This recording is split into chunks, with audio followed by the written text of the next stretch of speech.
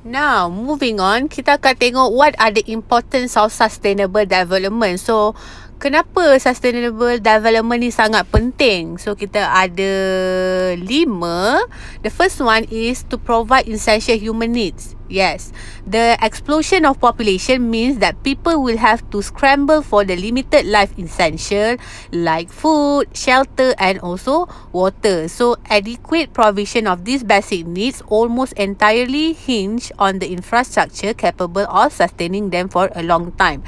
So bila penduduk ramai dalam sesebuah negara, so keperluan bekalan makanan perlu cukup, tempat tinggal perlu cukup, bekalan air perlu cukup. So bila tiga basic need ni cukup, maka terjaminlah the well-being the well-being of the people, and then itulah kita kata dengan sustainable development of a country. Number 2, agriculture requirement. So agriculture must catch up. If same unsustainable cultivation, planting, irrigation, spraying and also harvesting technique are utilized in the future, they might be proved to be financially burdening considering fossil fuel resources are projected to run out. So sebab itulah sekarang orang banyak go through biotech punya teknologi. Contoh macam sekarang penanaman benih padi. Kan dulu pakai tradisional, sekarang dah ada yang advance. So mungkin pada masa akan datang, bila kita guna pakai teknologi yang lebih advance tu, dia akan menjimatkan kos lagi. At the same time dia akan menyelamatkan alam persekitaran. Maksudnya benda teknologi baru ni, contoh macam benih padi tu, teknologi baru ni lebih orang kata safe for the environment, and it doesn't much cost and then doesn't cause much burden towards the farmers. Next, number 3, in terms of climate changes. So climate changes are very popular topics nowadays. Greenhouse effect, carbon dioxide, carbon monoxide releasing, and then you ada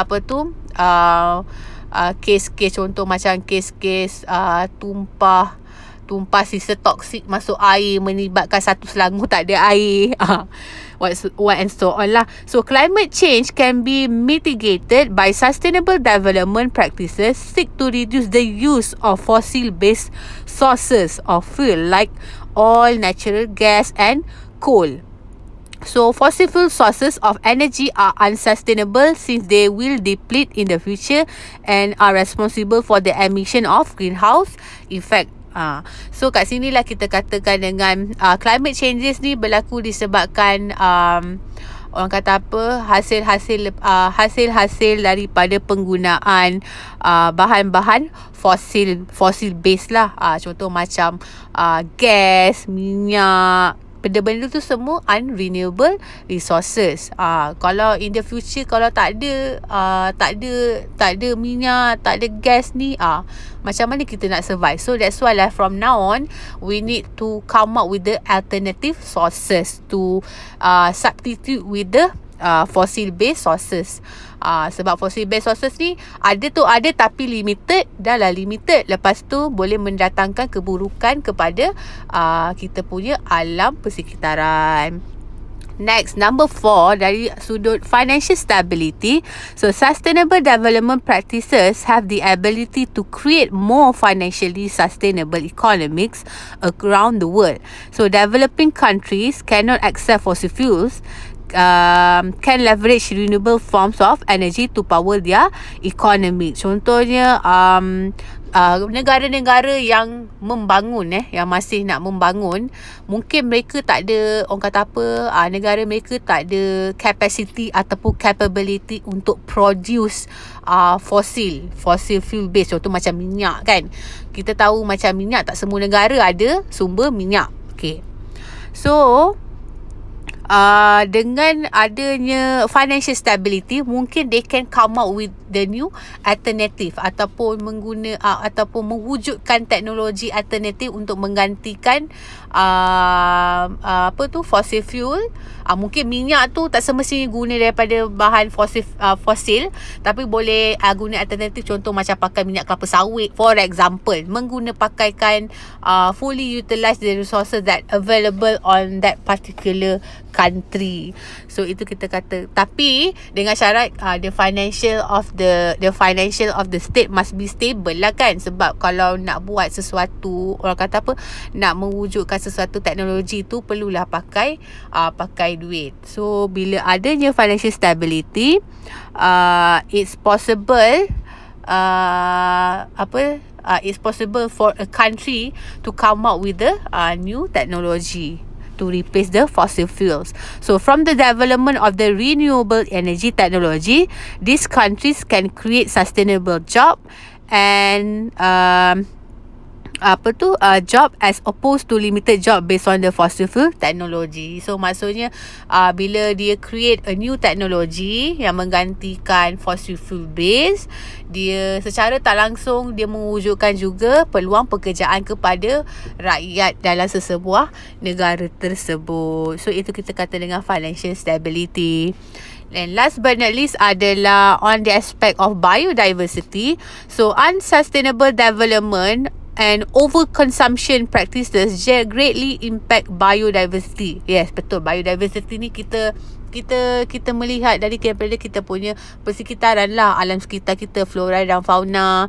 Life ecosystem is designed in such a way that species depend on one another for survival. So for instance, plant produce oxygen that humans need for respiration. So sekarang kalau adanya kegiatan pembalakan haram, maka kurangnya pokok-pokok, betul tak? So manusia dah banyak atas muka bumi ni, tapi pokok sikit.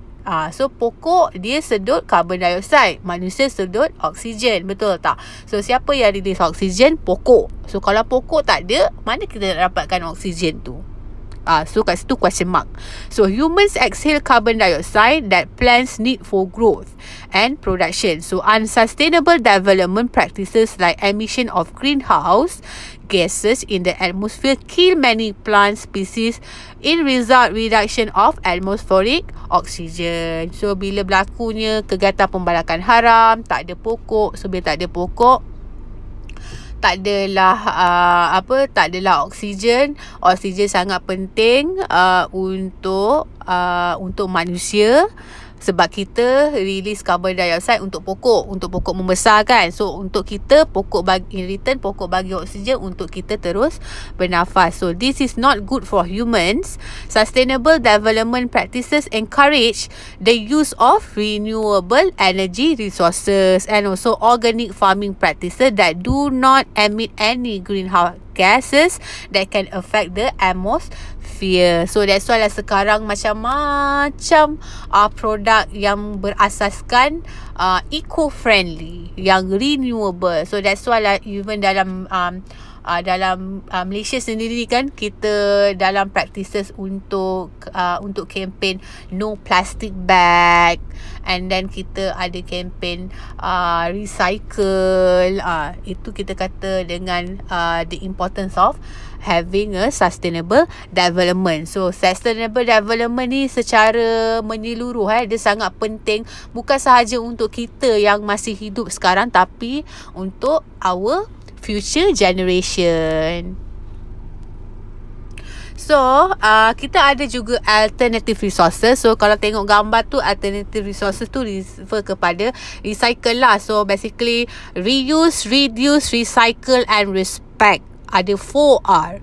Reuse, reduce, recycle and respect.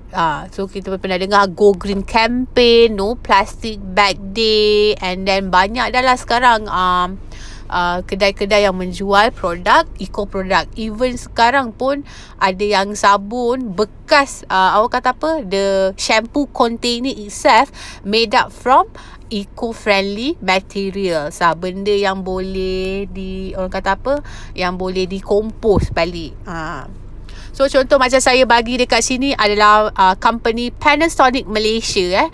Panasonic kita tahu dia pembekal barangan-barangan elektrik. So kalau you all tahu Panasonic Malaysia ni, most of their devices adalah teknologi intelligent inverter teknologi. Contohnya macam washing machine kan, washing machine Panasonic, tak kisahlah Panasonic ke, you all pakai Samsung ke, you all pakai LG ke apa. So sekarang semua this electrical appliance, they already have this intelligent inverter technology, which is memang selari dengan orang kata apa, selarilah dengan keperluan kita untuk maintain, untuk sustain the biodiversity. So contoh macam washing machine kan, bila ada intelligent inverter technology ni, washing machine ni rupanya you boleh basuh baju dengan jimat air and then jimat elektrik, penggunaan elektrik.